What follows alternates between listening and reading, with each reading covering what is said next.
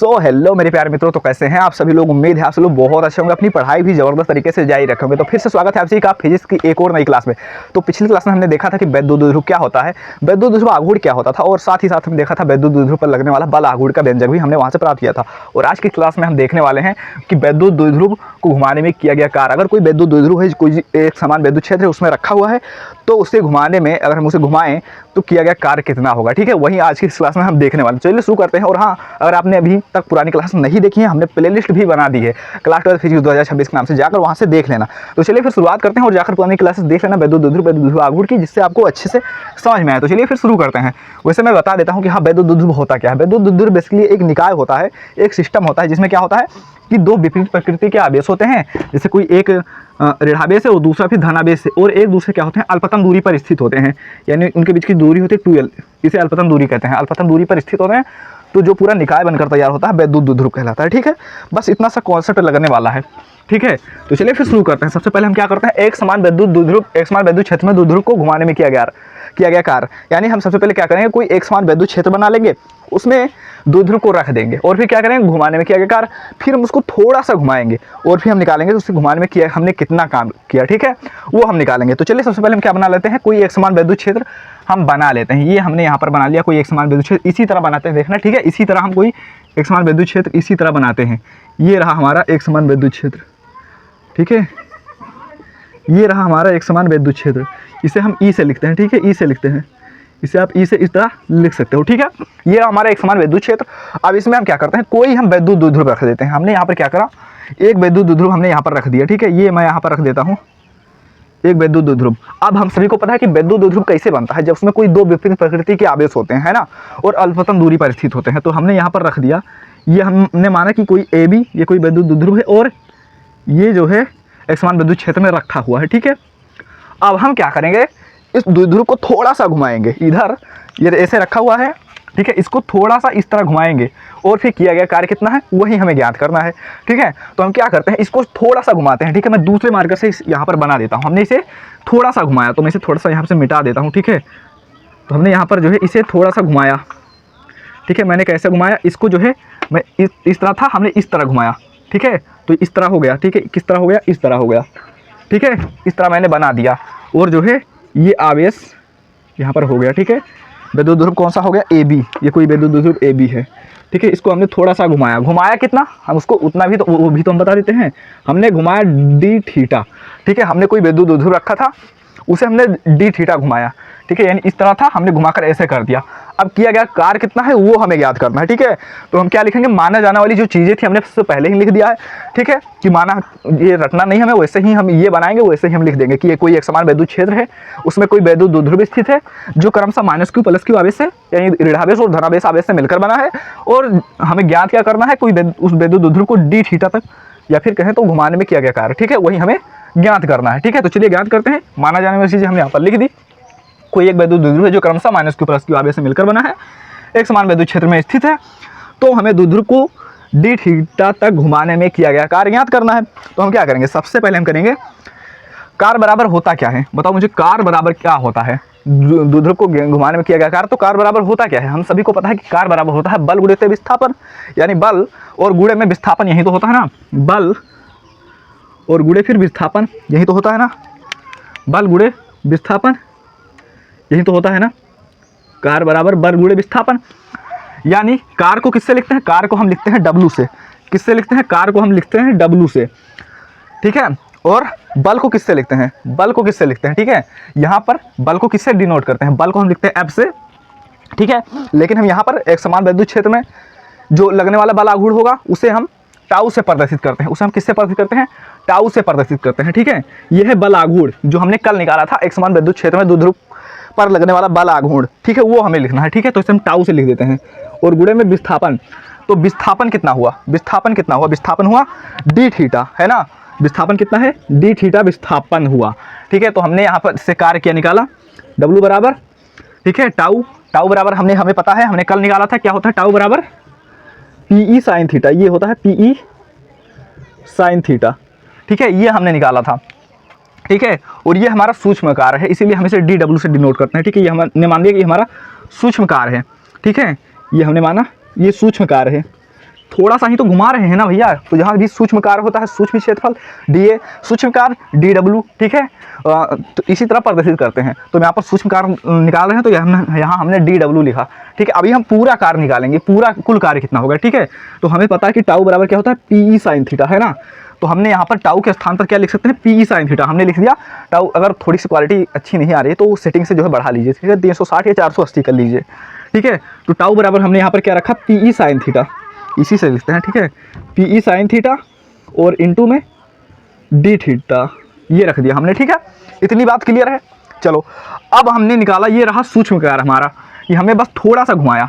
अब हम कुल निकालते हैं कि मान लेते हैं कि कोई द्विध्रुव है, उससे हम θ1 से लेकर θ2 तक घुमाते हैं, तो कुल किया गया कार्य कितना होगा वो हम निकालते हैं, ठीक है। यानी हम लिखेंगे द्विध्रुव को, क्या लिखेंगे, द्विध्रुव को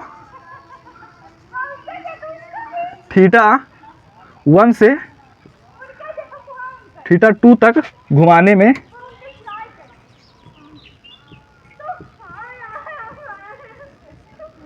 किया गया कार्य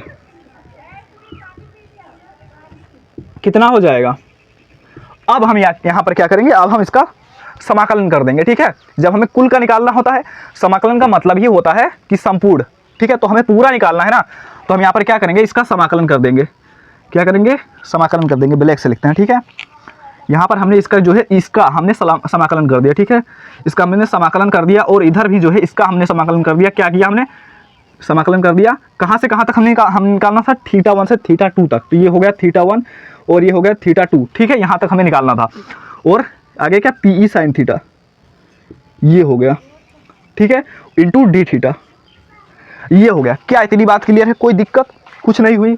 कार्य निकालना था, हमने बल गुणे विस्थापन रखा, बल लिखा, बलाघूर्ण वही जो हमने कल निकाला था, बलाघूर्ण द्विध्रुव पर लगने वाला बलाघूर्ण। उसके बाद में d थीटा जितना हमें घुमाया है, विस्थापन कितना हुआ है वो हमने निकाला। तो ये क्या होगा, सूक्ष्म कार्य हमारा निकल कर आ गया। हमें पूरा कार्य निकालना है, मान लीजिए θ1 और फिर से लेकर θ2 तक निकाल रहे हैं, यानी कोई कोण है, ठीक है, 90 डिग्री से 60 डिग्री 180 डिग्री कितना भी घुमाए तो हमें निकालना है उस पर, ठीक है। तो हमने यहाँ पर θ1 से θ2 समाकलन कर दिया, ठीक है, इसका पूरा। तो ये क्या हो जाएगा, इसका समाकलन हो जाएगा W, ठीक है, बराबर।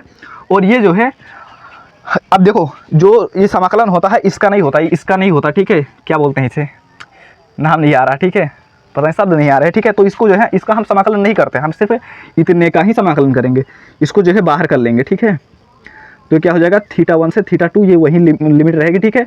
और फिर sin थीटा d थीटा का वैसे ही लिख देंगे, sin थीटा d थीटा वैसे ही लिख देंगे, ठीक है। यहाँ तक आ रहा है ना, मैं एक बार देख लेता हूँ कि यहाँ तक अच्छे से दिखाई दे रहा है। हाँ, यहाँ तक अच्छे से दिखाई दे रहा है, ठीक है।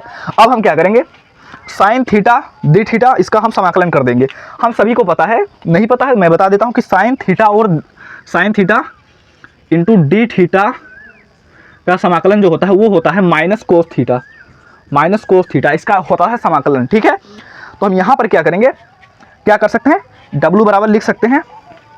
W बराबर क्या हो जाएगा, PE, उसके बाद में ये वैसे लिमिट लगी रहेगी, लेकिन हमने समाकलन कर दिया है, ठीक है। तो ये क्या हो गया है, इसका sin थीटा d थीटा का समाकलन माइनस कोस थीटा, तो क्या हो जाएगा, माइनस कोस थीटा, ठीक है। और ये लिमिट वैसे ही लगी रहेगी, θ2 θ1, ठीक है। यहाँ तक दिखाई दे रहा है, क्या यहाँ तक दिखाई दे रहा है, अच्छे से दिखाई दे रहा है। अब हम जो है इसका जो है थोड़ा सा इधर करते हैं, थोड़ा सा हिला क्या चलिए, ठीक है, जो थोड़ा सा हम इसको इधर करते हैं, जो हमारा बाकी का काम है हम इधर कर लेते हैं, ठीक है। अब हम क्या करेंगे, अब हम क्या करेंगे, अब हम करेंगे, अब हमें पता है लिमिट जो इसका मान होता है, जैसे कोई लिमिट लगी होती है, जैसे यहाँ पर अंदर माइनस कोस थीटा है, फिर अपर लिमिट है, लोअर लिमिट है। तो इसमें जानते हो क्या होता है, सबसे पहले इसका जो फॉर्मूला होता है, एक बार होता है अपर लिमिट माइनस लोअर लिमिट होता है, अपर लिमिट माइनस लोअर लिमिट। तो क्या होगा, एक बार होगा कोस थीटा 2 और फिर माइनस कोस थीटा 1, ये हो जाएगा। कैसे होगा, देखो W बराबर क्या हो जाएगा, W बराबर PE, उसके बाद में एक बार अपर लिमिट फिर minus lower limit. Upper limit क्या हो जाएगा, माइनस कोस थीटा 2 और lower limit minus cos theta 1। तो एक बार upper limit minus cos theta 2, ठीक है, उसके बाद में माइनस और फिर लोअर लिमिट यानी माइनस कोस थीटा 1, ठीक है। क्या हो जाएगा, माइनस कोस थीटा 1 हो जाएगा, ठीक है। इतनी बात क्लियर है। अब देखो, अब यहाँ पर माइनस माइनस है तो हम क्या करें, क्यों ना हम इसे प्लस कर दें, ठीक है, प्लस कर दें, एक स्टेप छोटा हो जाएगा।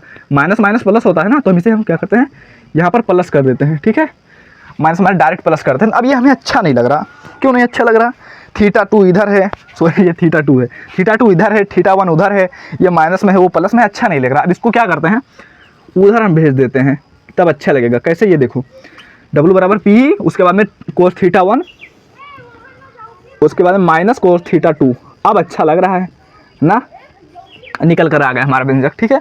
पर अभी भी जो है इसमें थोड़ा सा हम कुछ कर सकते हैं, कुछ नया कर सकते हैं। इस तरह जो है cos θ1 माइनस cos θ इस सूत्र पर भी लग सकता है, लेकिन हम निकाल रहे हैं ना। मान लो cos θ का जो मान है, cos θ का जो मान है तो क्या हो जाए, 0 डिग्री हो जाए। तब हम मान लेते हैं कि मान लो θ1 बराबर, यहाँ पर मान लेते हैं, ठीक है, माना, ठीक है, माना cos θ बराबर, ये देखो cos θ1 बराबर 0 डिग्री, और फिर cos मतलब θ2 बराबर कितना मान लेते हैं, थीटा मान लेते हैं, ठीक है, थीटा ही मान लेते हैं, cos θ2 बराबर cos θ, ये मान लेते हैं, ठीक है। चाहे वैसे ही रहने दो, चाहे कुछ मान लो, ठीक है, बात एक ही है। तो जानते हो क्या हो जाएगा, तब ये हो जाएगा W बराबर PE, ठीक है, उसके बाद में cos θ का 0, मतलब कि cos θ 0 डिग्री का मान क्या होता है, ठीक है, cos θ का 0 अंश मान क्या होता है, 1 होता है, तो 1 माइनस उसके बाद में cos θ, ठीक है, θ2 का मान क्या हो गया, cos θ।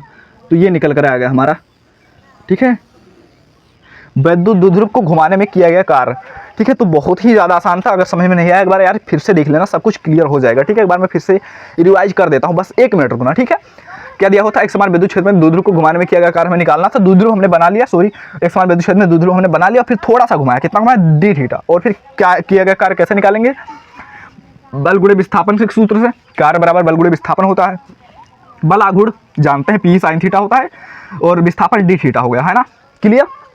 फिर क्या हमें θ1 से θ2 तक निकालेंगे, तो इसका समाकलन निकाल देंगे, क्योंकि पूरा संपूर्ण हम कर रहे हैं। तो समाकलन किया हमने, W बराबर, इसका समाकलन नहीं कर सकते, बाहर निकाल लिया, अंदर क्या होगा sin θ d θ, इसका समाकलन होता है माइनस cos θ, तो हो गया माइनस cos θ इसका समाकलन, ठीक है। अब इसका जो सूत्र होता है, एक बार upper limit minus lower limit, तो अपर लिमिट और फिर माइनस लोअर लिमिट, माइनस पहले से था तो प्लस हो गया, ठीक है। उसके बाद में क्या हुआ, आगे पीछे कर दिया, अच्छा लिखे, मतलब अच्छा लगे थोड़ा सा दिखने में, ठीक है। अब इस सूत्र से लग सकता है, लेकिन हम कोई कंडीशन मान लेते हैं कि माना चलो cos θ बराबर 0 डिग्री होगा, cos θ बराबर cos θ, या फिर cos θ2 ही मान लो, कुछ भी मान लो, ठीक है। तो हमें यहाँ पर cos θ बराबर 0 डिग्री का मान क्या होता है, 1 होता है, तो 1 माइनस क्या हो गया, cos θ, ठीक है। W बराबर PE 1 माइनस cos θ। तो बहुत ही ज़्यादा सिंपल था, सिंपल सा डेरिवेशन था, ये हर साल 5 अंकों में पूछा जाता है, ठीक है। बहुत ही ज़्यादा इंपॉर्टेंट है, चैप्टर 1 में भी है, 2 में भी है, ठीक है। तो इसलिए बहुत ज़्यादा इंपॉर्टेंट है, तैयार कर लेना, 1 से 2 बार आप खुद से प्रैक्टिस कर लोगे, सारी चीज़ें क्लियर हो जाएंगी।